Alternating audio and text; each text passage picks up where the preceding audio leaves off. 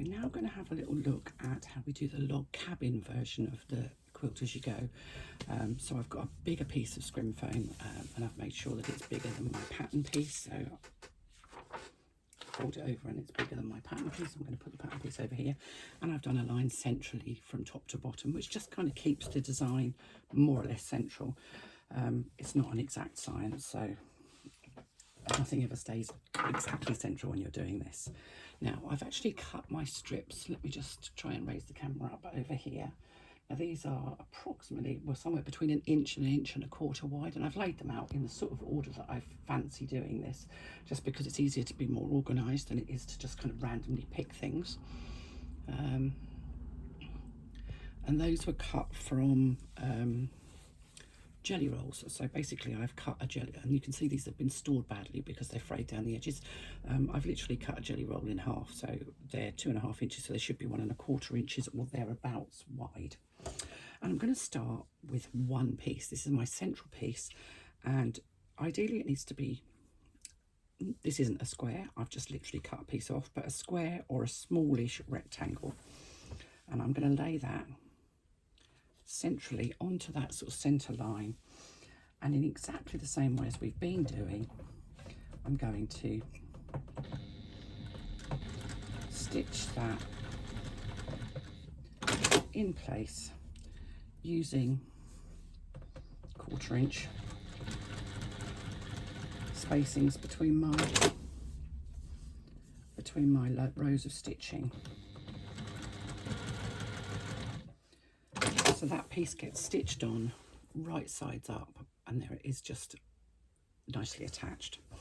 Now what I will do is I'm going to work clockwise around that central piece. So what I'm going to do is just pop an arrow on to show me that I'm going clockwise. Now I think that's back to front in your video, but it's definitely clockwise from where I'm sitting. So I'm going to start with my first strip. Now I haven't cut these strips to size, I've literally just cut them. And the first strip I'm going to place right sides together along the top edge of that. Let's find a sharp pair of scissors. Top edge of that rectangle that I've just placed on, and I'm just going to trim off the end because I don't need that bit. So effectively that first piece is exactly the same size as the bit that I've already attached, and I'm laying it right sides together, so the design on both sides is actually touching each other. And I'm just going to stitch along the top to secure it in place using that 1/4 inch seam allowance. I'm going to open it up and finger press.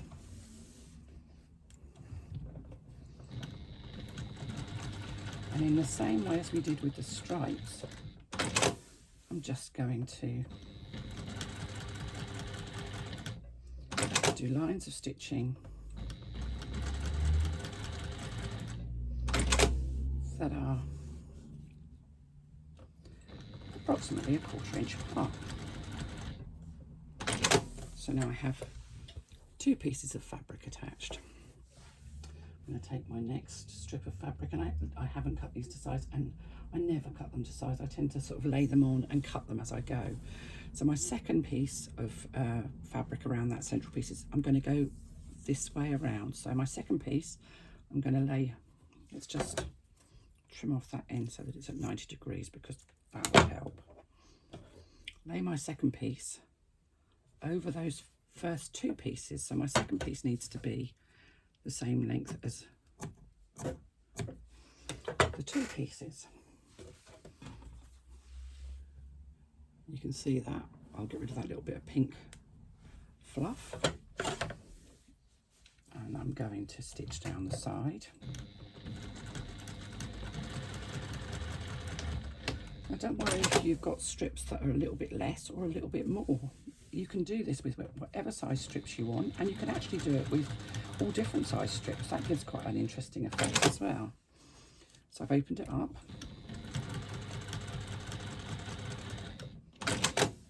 And I'm doing my rows of stitching. Secure that one down. So now I have the centre one, first, second. So the next one is going to go underneath here. So it's going to go right sides together with that bottom of the bits that we've already quilted on. I'm just going to get rid of the end.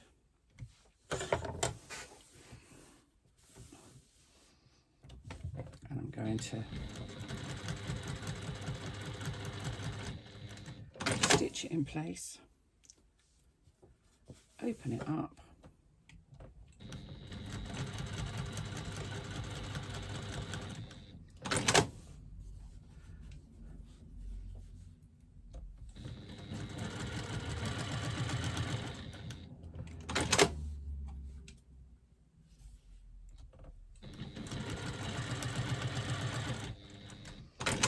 stitch it in place. And then our fourth row is going to go on the other side. Let me just make sure that's going to fit. Yeah, that's. I end up with I tend to cut my strips as long as I've got the fabric for them, and then just trim bits off as I go. And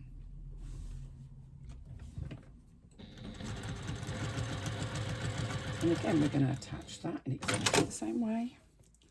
And you're just going to kind of repeat this as you go round and round and round and round and round and round and round. Making sure that each one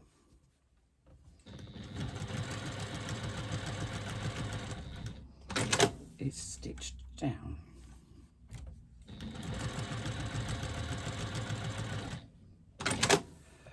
So now we've done our first round. So we have 1, 2, 3, 4.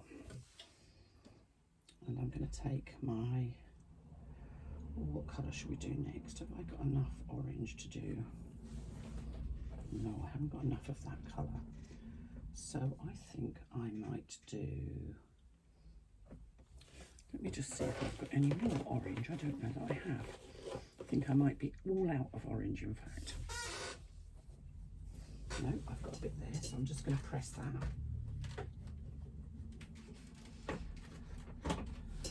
Let's just see if I've got another bit, because I don't think that's enough. Aha. Another little bit of orange here. So let's just give that a press.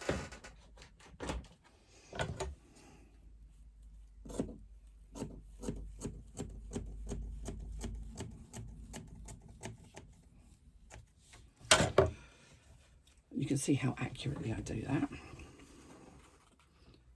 So let's put that across the top there. Trim off the excess.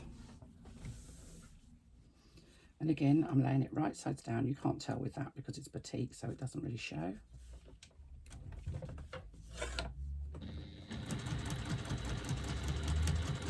And for this, you will need some longer strips because they get progressively longer as you work out from your central square or rectangle, whichever you've used. And you can use whatever shape you want, really.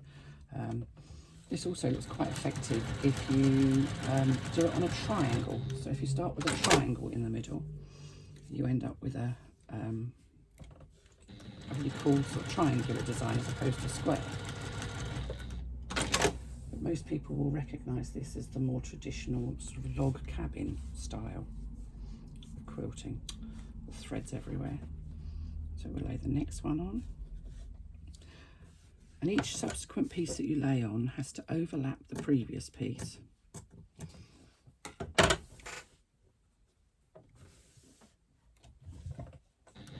And it goes on right sides together with the panel that you've already got.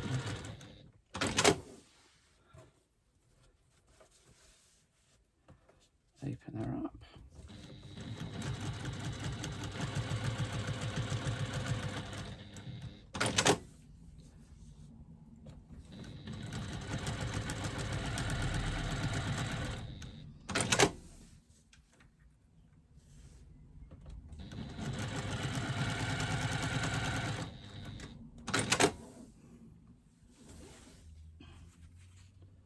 Again, going clockwise.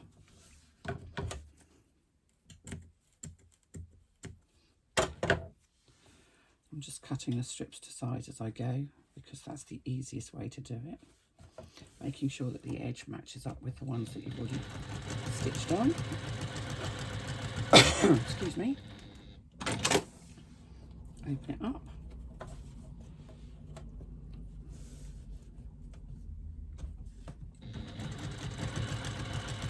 Stitching next to the seam, the folded part.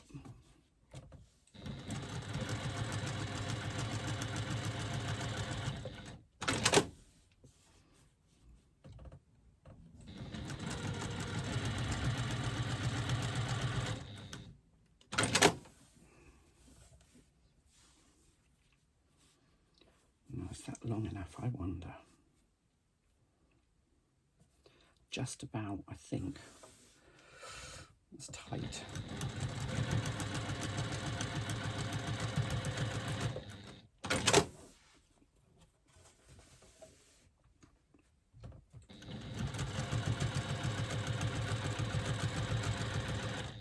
You don't have to do this in sort of stripes or colour way like I do. I just like the idea that you've got sort of almost like an exploding rainbow. And you can use as many colours or as few colours as suits you. So I'm going to go for pink next.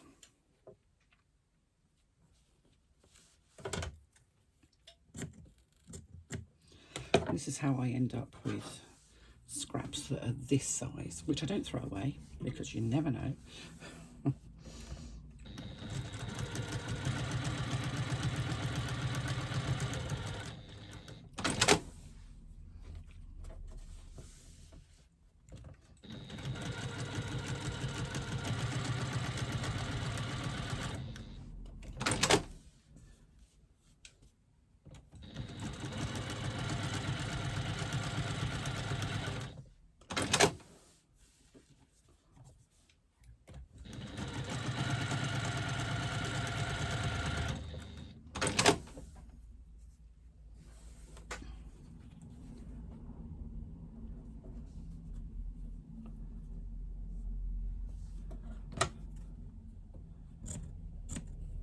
You can see each strip is getting just a little bit longer than the previous one, so it's easier if you've got longer strips that you can just cut down, because that way you know you're going to have strips that are long enough. If I've only got short strips, then I tend to do those just in the middle.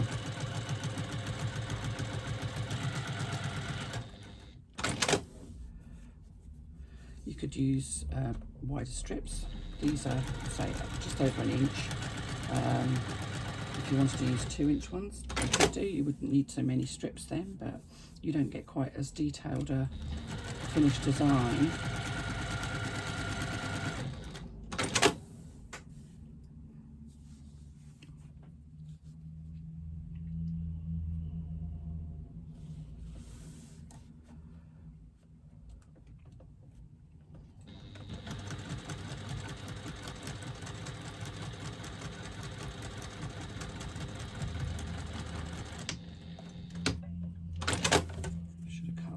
Didn't.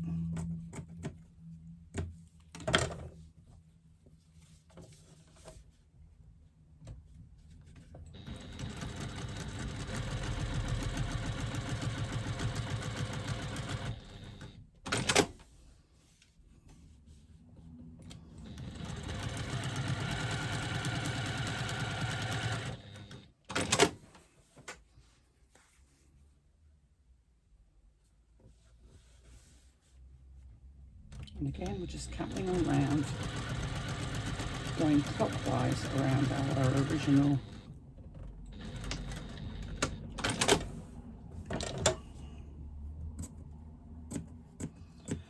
original square or rectangle, whichever shape you've started with.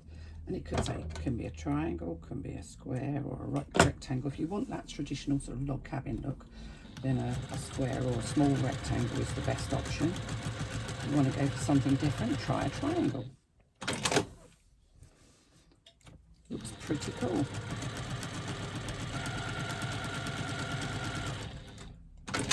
The shape that you start with in the middle is the thing that sort of denotes what shape you're going to end up with. Right, let's go for red now. Trim off any self edges that you've got on your fabric, because you don't really want that within the design, unless you fancy it in the design, in which case leave it in.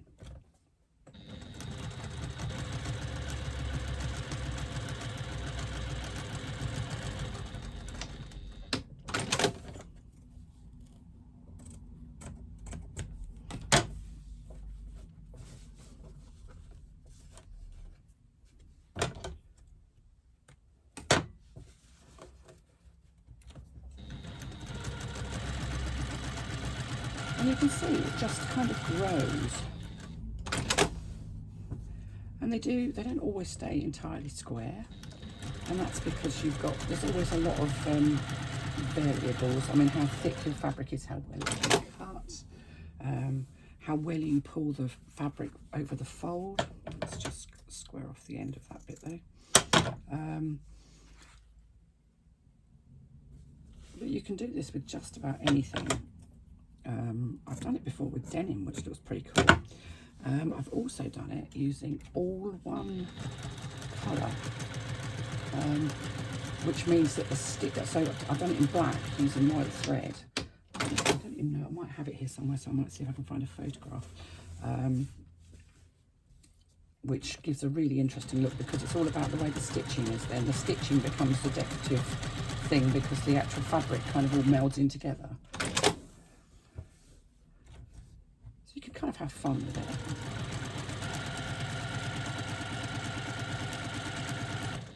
But you're creating your own fabric doing this. Your edge off.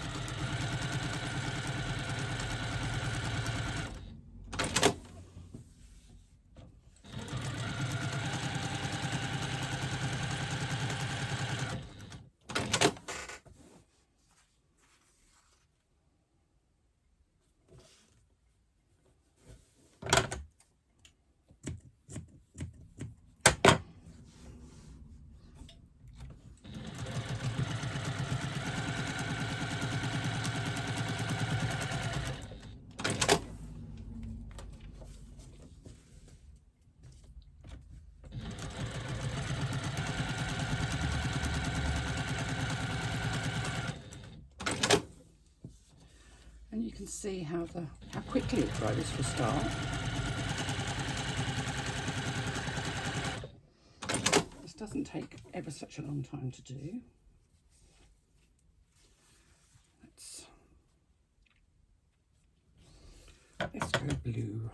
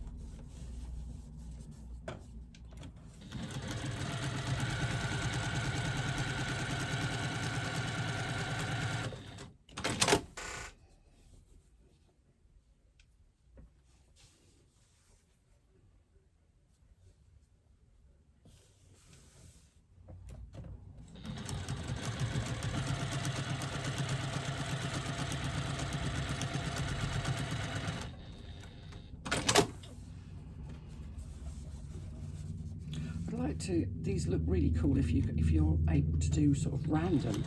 I struggle to do random.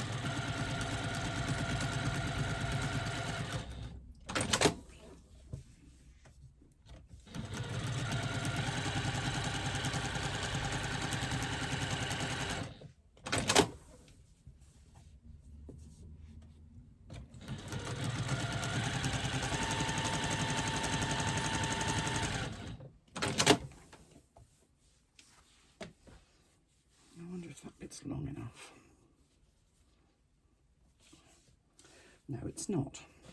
However, I can join two pieces together if they're not long enough, and that works for me. So I'm just literally putting the two pieces that I've got together.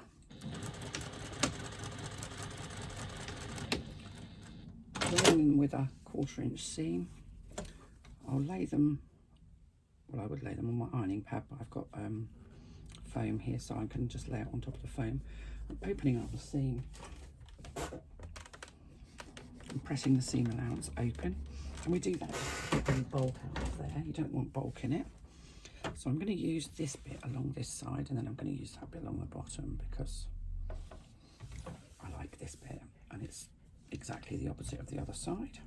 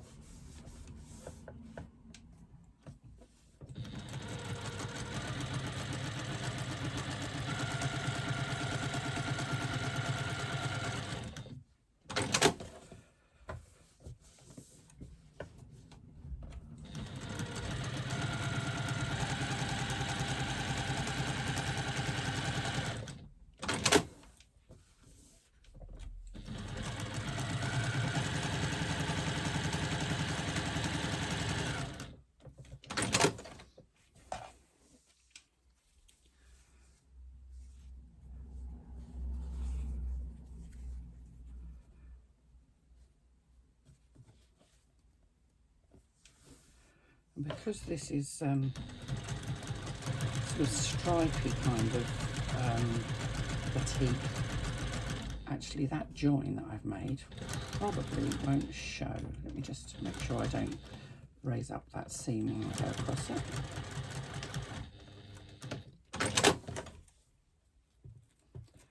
Remember, if you're going to put seams, if you're going to join pieces together, when you lay them on, the seam should be on this side. So when you open it up, the seam is on the back. And actually, look at that, opened up. You can't hardly see where that join is. Perfect. I wish I could say I looked at that and picked those two colours to join up together so that they pattern matched. I probably will historically, but you saw me do it. I didn't match anything. That was what you call sewer's luck.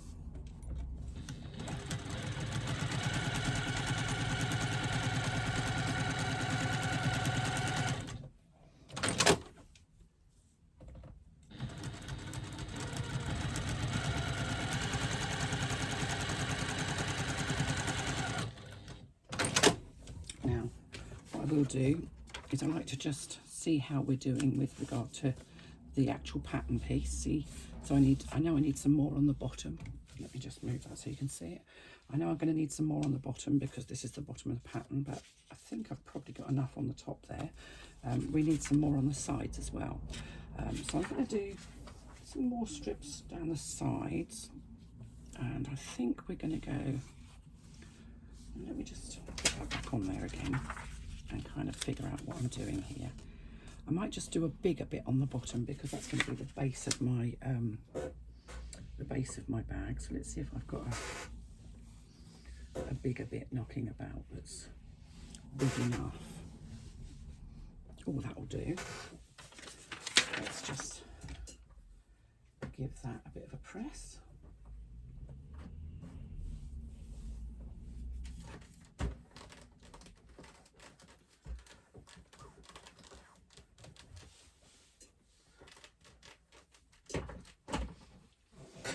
Right, now I apologise if at any point you can't hear me.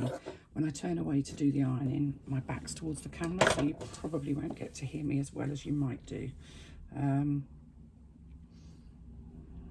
What I'm going to do first is I'm going to do these side bits before I do that bottom bit, because I'm going to have the bottom bit kind of going right the way. Have I got enough on there? No, I haven't got enough of that one. Let's just see what I have got enough of, because some of these are shortish strips and some of them are longer.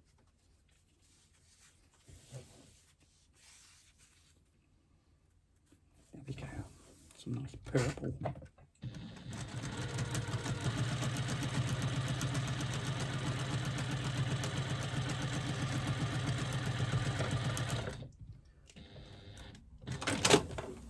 So when you get to the point where you think that's enough, you can then start to just do stripes to get out, to kind of finish the sides up. So make sure that your entire panel is covered, so that when you start to make your pouch, you don't have any bare patches. And you can use your pattern piece, just laying it over the top of your work, just to see if you've got enough quilting to cover your pattern piece.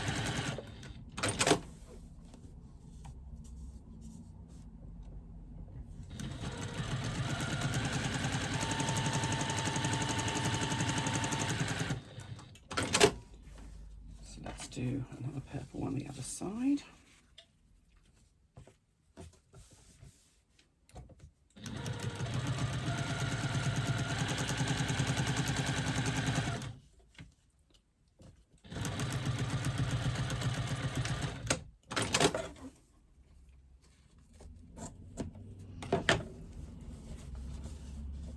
Some threads there.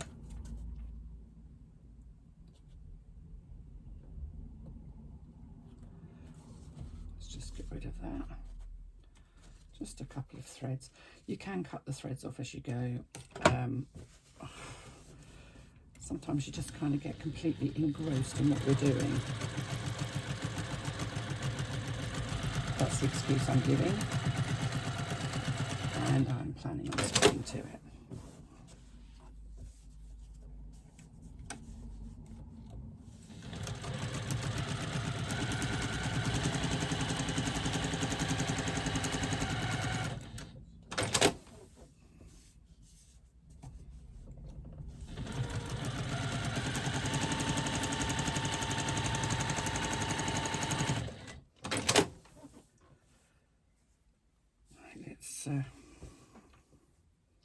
Let's do a grey one up the side now.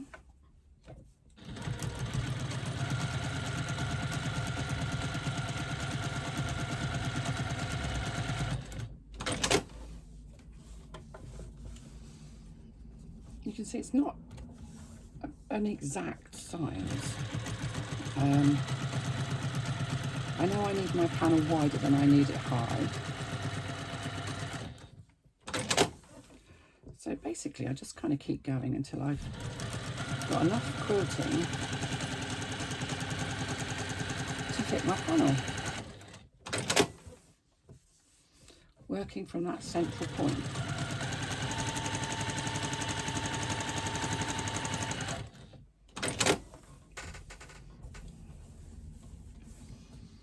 And a grey one up this side. Some of these haven't been cut terribly straight.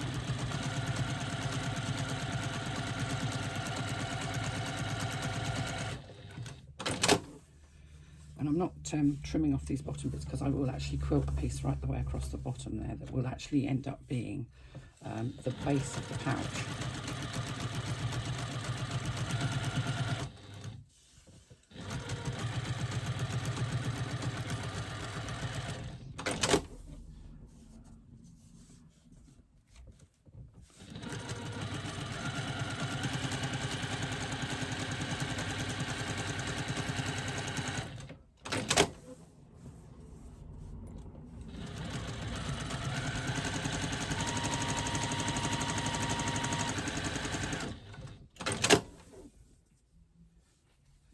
Going to pop another grey one right on the outside here.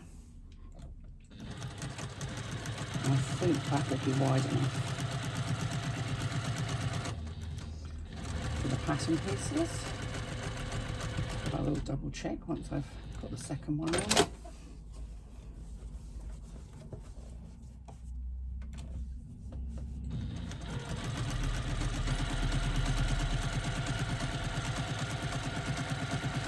Now this is quite a big pouch, and it's fabulous for storage because it's big and deep.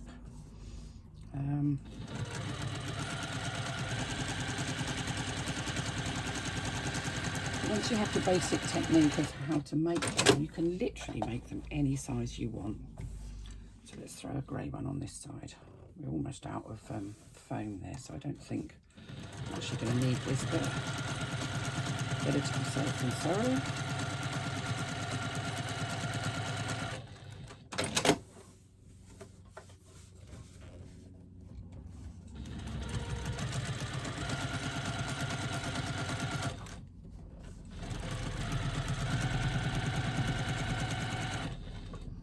Run out bobbin thread. Right, if you run out of bobbin thread, let me just see if I can see my, this is what I need. Take an awl and pull out half a dozen stitches. Just take them one at a time. You're not cutting that thread, you're just pulling out the stitches. And the reason we're pulling out the stitches is because we've run out of bobbin thread. And what we actually want is to have a little bit of bobbin thread on the back. And once you've pulled out enough so that I've got a couple of inches of bobbin thread on the back, take a self-threading needle, or any needle, I like to use a self-threading needle, and pop it back through. Actually, you might be able to see this on the dark fabric. Pop it back through the very last hole that you made, and take that thread from the front to the back. And with your bobbin thread and your top thread both on the back of your work, you can tie off those two threads, which means that that stitching that you've already done won't come undone. So you can just tie them off and trim them off down to about 1/4 of an inch. And then you can fill up the bobbin, or do as I do and just grab another one from the pot. I like to use up all my sort of ends of bobbins. That's got a bit of pink in it, that'll do.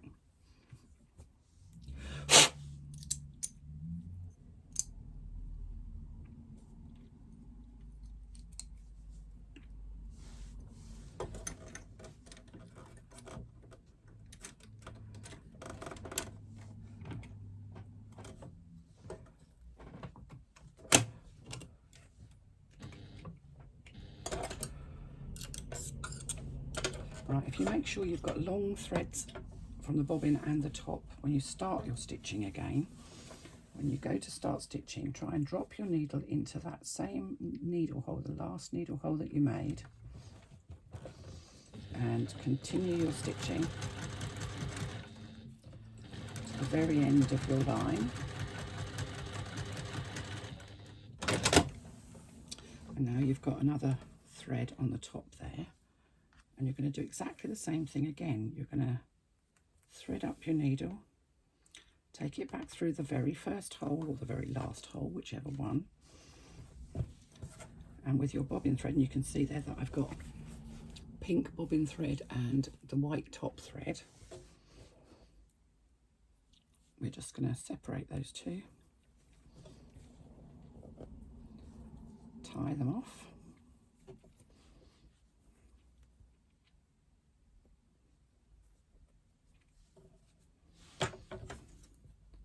Trim off the ends. Now on the front of my work you cannot see that there's any start or finish to my stitching. That stitch line goes right the way across there, and there's no obvious sign that I ran out of bobbin thread. All the evidence is on the back of the panel, and you won't see that once we've made the pouch. So, and your stitching is secure. Now if I've only done 2 or 3 stitches before I run out of bobbin thread, then I will take those stitches out. But if I've kind of done a few more than that, I'm not taking them all out, so I just literally unpick just enough to be able to have enough thread from the bobbin to tie off. Right, so there we go. Now let's go right the way across the bottom with, and you can see some of these are longer where I literally just didn't trim them off. And I pulled my thread out.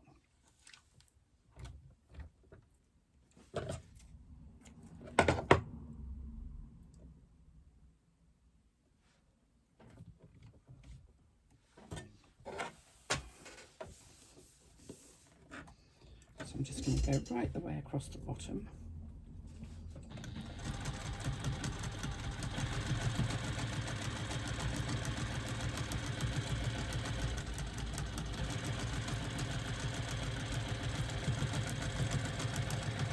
With a much thicker panel, a much wider panel. That gives me a nice base. You can do it with small pieces if you want to, not a problem. I just run out small pieces pretty much. I've got some bits that are frayed from the sides of the fabric poking through there, so I'm just going to trim those off.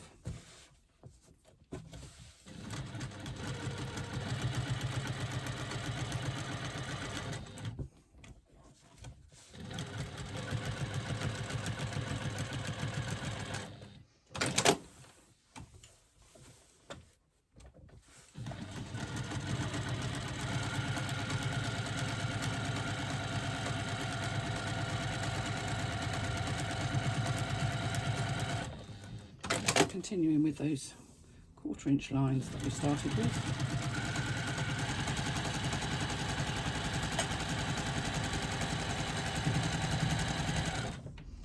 Praying that there's enough pink on that bobbin to finish this bit.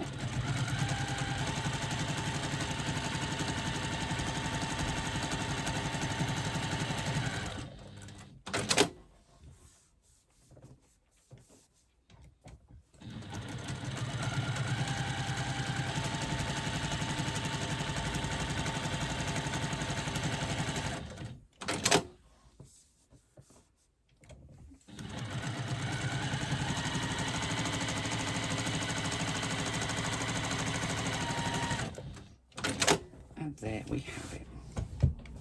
Now let me just grab a cutting mat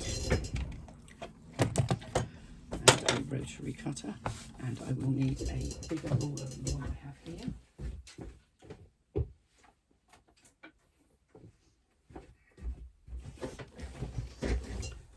And check your pattern piece for what size it's meant to be. So it needs to be 14 by 9. That's not right. That's not right. It says 14. It should say 12. That's something I'm going to have to change on the original pattern piece. So what our panel should be is 12 inches wide by 9 inches high. So what I'm going to do, I may have to stand up and do this,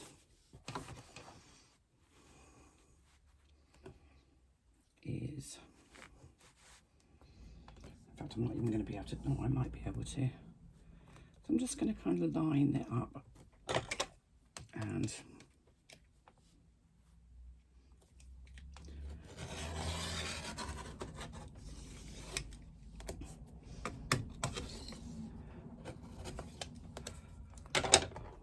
because this little cutting mat is quite small, I'm going to have to do this in a couple of cuts. And I'm cutting through the foam as well, so it does take a bit of getting through. So that's the top cut, and I want this to be 9 inches high, so let's turn the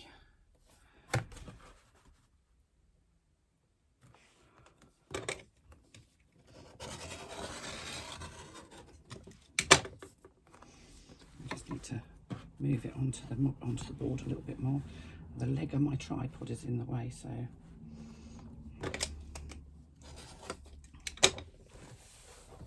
I would normally do this in one cut, not several like this. I want to just kind of,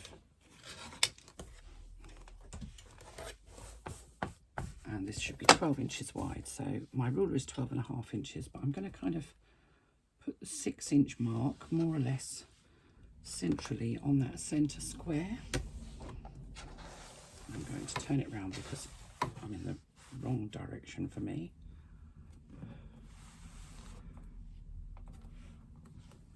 And I'm going to trim off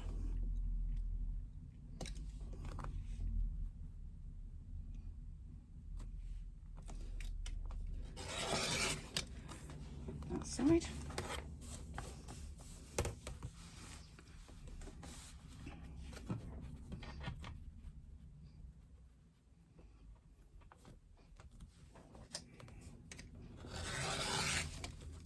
trim off that side. And now I have my rectangle. I can take my pattern piece, which has, this one has the wrong size on it, so by the time you get the pattern piece, it should have the right size on it. I'm just gonna use a couple of clips. You could use pins if you wanted to.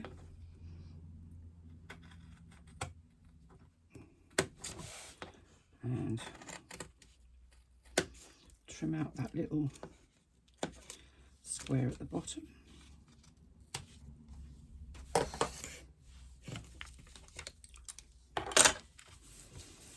And I'm going to turn my pattern piece over because it's exactly the same the other side. And I know it says cut on the fold, but if you were going to make this and do it with ordinary fabric as opposed to doing the free motion quilting, and you're very welcome to do that, you would be cutting the external fabric on the fold and then sew basting it to the foam or the stabilizer or whatever it is you're going to use. So there we are. That is the front of the large pouch done with the log cabin quilting. So the next one I've got to show you is the crazy one, and then we'll come back and we'll look at how we put our bags together. Now you can do the front and the back done like this, or you could do the back in stripes. So if you wanted to do the back part in stripes, you could. If you wanted to do the back part in one colour and just do strips of